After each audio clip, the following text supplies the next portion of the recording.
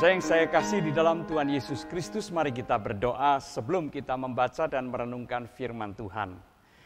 Kembali kami datang kepadamu ya Tuhan, sebelum kami membaca dan merenungkan firman-Mu. Biarlah firman-Mu menyegarkan kehidupan kami. Di dalam nama Tuhan Yesus kami berdoa. Amin. Saya akan membacakan Injil Lukas pasal yang keempat, ayat yang ke-42, yang berbunyi demikian. Ketika hari siang, Yesus berangkat dan pergi ke suatu tempat yang sunyi. Tetapi orang banyak mencari dia, lalu menemukannya dan berusaha menahan dia supaya jangan meninggalkan mereka. Demikianlah Injil Tuhan kita Yesus Kristus. Saudara-saudara yang saya kasihi di dalam Tuhan Yesus Kristus, rasa memiliki itu baik ya. Karena harapannya kalau seseorang memiliki atau ya punya rasa memiliki terhadap sesuatu, ia akan merawat sesuatu itu dengan sebaik-baiknya. Rasa memiliki gereja Tuhan, saya didorong untuk merawat, untuk menjaga, bahkan juga untuk menumbuhkan supaya gereja Tuhan terus bisa bertumbuh dan berkembang. Tetapi saudara yang saya kasihi, rasa memiliki dan kemudian kecenderungan menguasai itu dekat sekali. Bahkan tidak jarang memiliki dan menguasai itu mempunyai relasi hubungan keterkaitan yang sangat kuat, sangat erat. Sehingga sulit sekali orang membedakan atau membatasi kedua hal ini. Begitu seseorang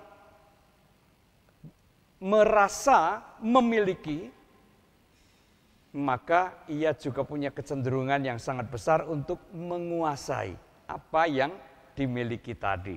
Karena ini milik saya berhak, saya berkuasa untuk melakukan apapun. Nah, saudara yang terkasih dalam Tuhan Yesus Kristus, itu sisi buruknya. Saudara yang saya kasihi, di dalam Injil Lukas ini, orang-orang Kapernaum nampaknya juga hendak memperlakukan Tuhan Yesus sebagai milik pribadi.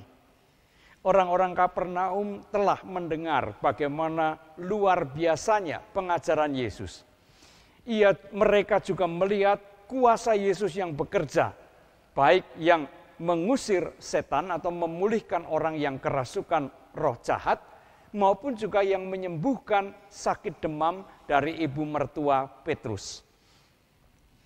Peristiwa-peristiwa itu menyebabkan mereka begitu terpukau oleh pelayanan maupun pengajaran Tuhan Yesus. Nah, ketika Tuhan Yesus mau meninggalkan Kapernaum, mereka berusaha menahannya. Supaya jangan Yesus pergi ke tempat lain, tetapi biarlah Yesus tinggal saja di Kapernaum. Tetapi apa yang menjadi keinginan dari orang-orang atau dari penduduk Kapernaum tidak dikabulkan oleh Tuhan Yesus. Karena Tuhan Yesus memang harus pergi ke banyak tempat untuk mewartakan dan menghadirkan tanda-tanda kerajaan Allah. Nah, saudara yang terkasih dalam Tuhan Yesus Kristus, penduduk Kapernaum barangkali tidak terlalu menyadari bahwa keinginan untuk memiliki Tuhan Yesus sekaligus juga ingin menguasai, menjadikan Tuhan Yesus milik mereka sendiri, memonopoli hak atas Tuhan Yesus. Nah, saudara yang terkasih, itu menjadi peringatan juga bagi kita semua. Kita seringkali mengatakan, aku punya Tuhan. Tuhan Yesus adalah milikku. Ya. Saudara yang saya kasihi, kalau kita menyadari akan kecenderungan bahwa memiliki sama dengan menguasai, maka baiklah kita berhati-hati dengan pernyataan semacam itu. Jangan sampai kemudian tanpa kita sadari, kita bukan hanya memiliki Tuhan, tetapi juga ingin menguasai Tuhan. Supaya Tuhan menjadi milik saya pribadi, dan Tuhan melakukan apapun yang menjadi keinginan dan kehendak saya. Seperti yang dipikirkan, dirasakan ataupun dimiliki oleh orang-orang Kapernaum itu.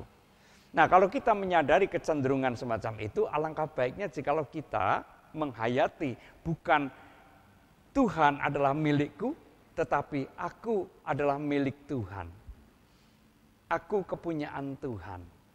Karena dengan menghayati hal semacam itu, kita juga menumbuhkan kesadaran di dalam diri kita, karena kita adalah milik Tuhan, maka Tuhan berkuasa penuh atas diri kita. Bukan Tuhan yang harus melakukan apapun yang saya kehendaki, melainkan saya harus berusaha melakukan apa yang Tuhan kehendaki. Supaya dengan demikian, setiap kehendak Tuhan juga boleh mewujud di dalam kehidupan kita. Tuhan memberkati kita semua. Amin. Mari kita berdoa. Terima kasih ya Tuhan karena Engkau mengingatkan kepada kami supaya kami senantiasa tunduk pada kehendak dan kuasa Tuhan. Dan biarlah Tuhan yang berkuasa penuh atas diri kami dan kami melakukan apa yang menjadi kehendak Tuhan di dalam kehidupan kami. Di dalam Kristus kami berdoa. Amin.